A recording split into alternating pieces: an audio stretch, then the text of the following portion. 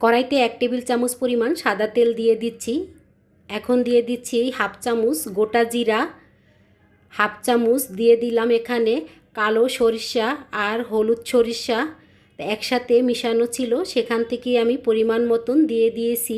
চায়ের চামচের 1 চামচ পরিমাণ খেসারির ডাল আর দিয়েছি 1 চামচ পরিমাণ মুগ ডাল। আমার হাতের কাছে যে ডাল ছিল সেটাই এখানে আমি দিয়েছি। আপনাদের হাতের কাছে যে ডাল থাকে সেটা এখানে আপনারা পরিমাণ মতন দিয়ে দিবেন। এখানে এখন দিয়ে দিচ্ছি রসুন কুচি এবং আদা কুচি। প্রায় 30 থেকে 40 সেকেন্ডের মতন আমি ভেজে নিয়েছি। এই পর্যায়ে খুব সুন্দর একটা গন্ধ বের হয়েছে। এখন আমি দিয়ে দিচ্ছি এখানে গাজর। আর ভাই বোনেরা দেখতেই পাচ্ছেন গাজরগুলো কিন্তু আমি ছোট ছোট কিউব করে কেটে নিয়েছি। এভাবে ছোট ছোট কিউব করে কেটে দিলে এই রেসিপিটি দেখতে অনেক বেশি লোভনীয় হবে। আসসালামু আলাইকুম ভাই বোনেরা, কেমন আছেন? আশা করি যে যার অবস্থানে বসে এই ভিডিওটা দেখছেন সবাই অনেক বেশি ভালো আছেন।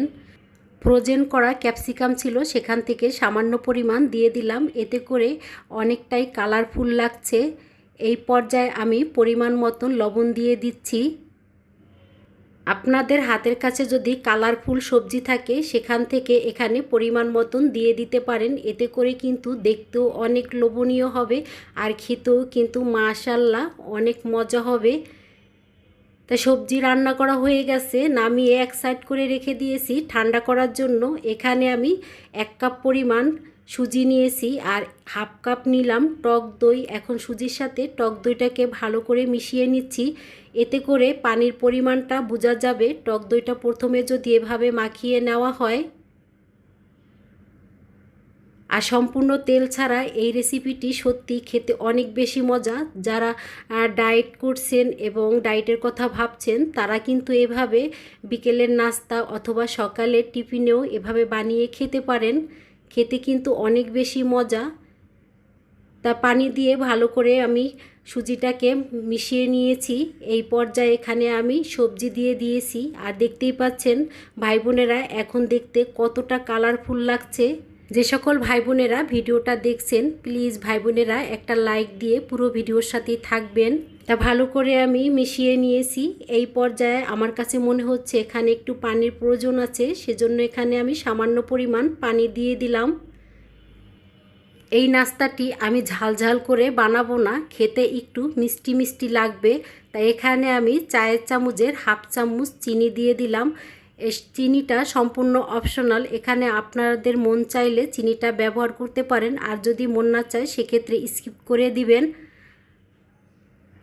আর যদি একটু ঝাল খেতে মন চায় সেক্ষেত্রে এখানে চায়ের চামচের হাফ চামচ কালো গোলমরিচের গুঁড়োটাও দিয়ে দিতে পারেন, সেক্ষেত্রেও কিন্তু খেতে ভালো লাগবে। এই পর্যায়ে এসে আমি এখানে বেকিং পাউডার আর বেকিং সোডা দিয়ে দিচ্ছি। এখানে বেকিং সোডার চেয়ে পাউডারের পরিমাণটা একটু বেশি দিয়েছি। এখন আমি ভালো করে নেড়েচেড়ে মিশিয়ে নিচ্ছি। ভালো করে নেড়েচেড়ে মিশিয়ে নিয়েছি। এখন খুব দ্রুত নাস্তাটি তৈরি করে নিতে হবে।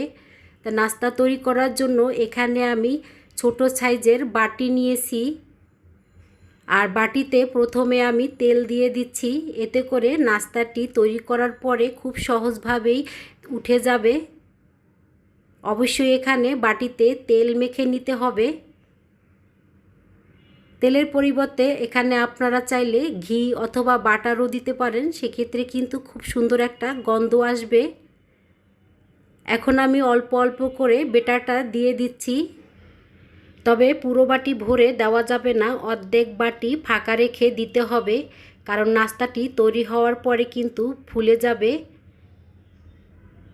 তা সব বাটিতে আমি ভরে নিয়েছি আর অফ ক্যামেরায় আমি পাতিলাতে পানি দিয়েছি। পানিটা যখন ফুটে উঠেছে ওই পর্যায়ে এখানে আমি একটা ঝাঁঝরি বসিয়ে দিয়েছি আর এখন বাটিগুলো বসিয়ে ঢাকনা দিয়ে ঢেকে রেখে দিয়েছি 15 থেকে 20 মিনিটের জন্য। আর এখন আমি একটা চাটনি বানিয়ে নিচ্ছি। এখানে আমি কোরানো নারকেল দিয়েছি, চীনাবাদাম দিয়েছি আর একটা কাঁচামরিচ, পরিমাণ মতন লবণ আর 1 চিলটা লেবুর রস, এতে করে এই চাটনিটা অনেকটাই চটপটা হবে। আর সামান্য পরিমাণ এখানে আমি চিনি দিয়েছি।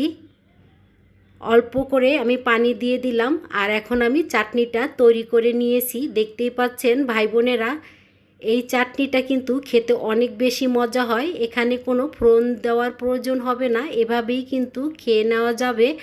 আর নাস্তাটা তৈরি করা হয়ে গেছে, আমি অফ ক্যামেরায় নামিয়ে নিয়েছি। আর এই পর্যায়ে কিন্তু নাস্তা পুরোপুরি ঠান্ডা হয়ে গেছে। এখন আমি নাস্তাটি বাটির থেকে আলগা করে নিচ্ছি। দেখেই তো বুঝতে পারছেন ভাই বোনেরা, নাস্তাটি দেখতে কতটা লোভনীয় হয়েছে। খেতেও কিন্তু মাশাআল্লাহ অনেক বেশি মজা ছিল।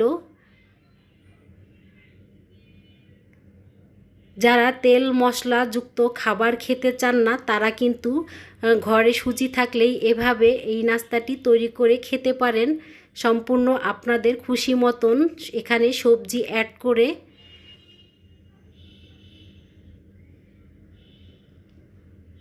এখন আমি আপনাদেরকে খেয়ে দেখাচ্ছি। আর সত্যি খেতে কিন্তু অনেক বেশি মজা ছিল। আমি শুধু খেয়েই যাচ্ছি আর খেয়েই যাচ্ছি, এতটাই মজা ছিল এই খাবারটি।